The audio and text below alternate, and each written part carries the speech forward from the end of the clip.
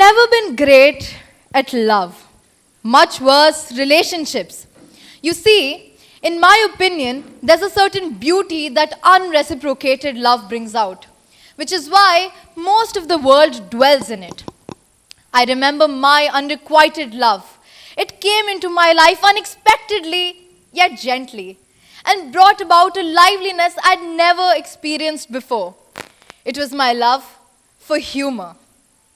I remember being in middle school, living a good life. I was fairly happy, fairly confident, when one day it walked in through the door.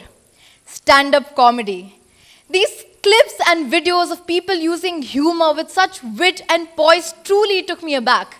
From the videos of YouTube channels like AIB to East India Comedy, their segments, parodies, interviews, interactive events, everything. It was a whole new world.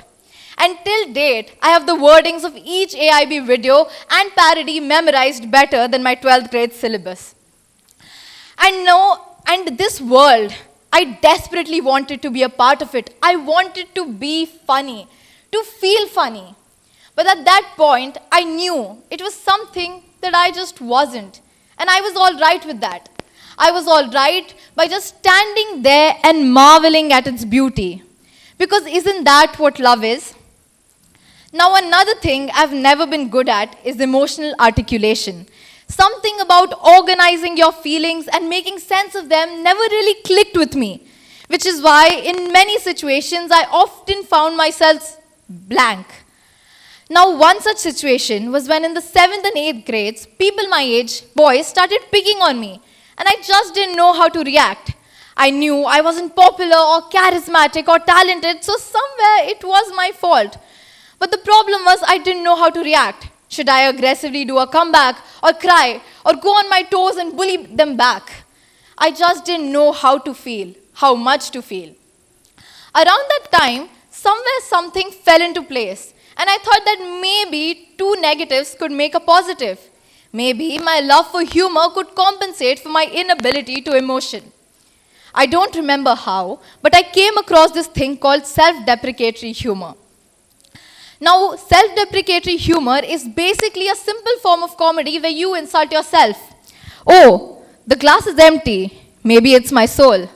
The lights are shining so brightly, maybe to compensate for my lack of brightness. I used it extensively, and not only did the insults and mockery stop, but people started laughing to it. Those smiles, those giggles, it actually gave me a sense of validation. A validation that led my 13-year-old self to feel funny.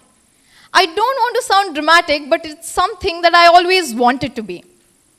These jokes, from becoming a part of my speech, became a part of my personality. And the sad thing is that if you let something take over you, the actual you gets sidetracked. So slowly and steadily, in the process of finding my funny, I started losing my me. My self-esteem and confidence started to drop. I stopped believing any compliments that I got. And the jokes weren't just a part of me, that I was the joke, the comic relief for the environment around me.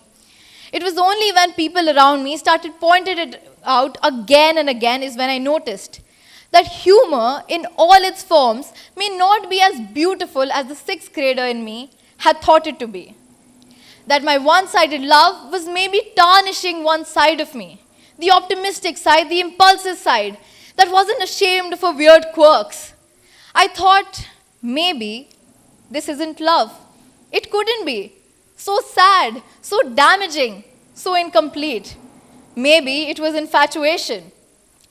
So after my breakup, one-sided breakup, I did what anybody else would do. I went on a journey of self-discovery. I started taking part in anything that I got, dance, art, drama, sports, desperate to prove my worth to myself. I came across these things called puns, little boxes of humor which have two meanings. I could make one within seconds, and I know it's not a skill, but it started feeling like one. So I started putting up Instagram stories where I asked for words and I made puns out of them, anything. And this time, even though I got appreciation for it, it didn't matter if anyone else found it funny, because I felt good about it. I rediscovered humor in a way that didn't make me hate myself. And I asked myself an important question. क्या यही प्यार है? Is this love? For the first time, so harmless and gentle, I felt a love that gave back. And in October 22, we put a ring to it. I went to an inter-school competition which had a stand-up comedy event. For the first time in my life, I get to perform in front of an audience. And the competition had 2 rounds, which meant I got to perform twice if I got selected. And as nervous to death I was before going up on stage was as eclectic I felt to be there. When I was on that stage, nothing else mattered. The world was mine and it finally felt like I belonged. It was the kind of love that gave you foolish smiles and butterflies. And believe it or not, in my final act, I improvised all 3 minutes of my skit and even did a headstand on stage.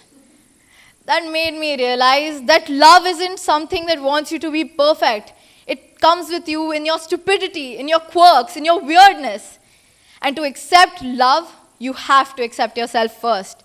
You have to own your humor before it owns you. Because something so beautiful can be equally as destructive if you don't handle it well.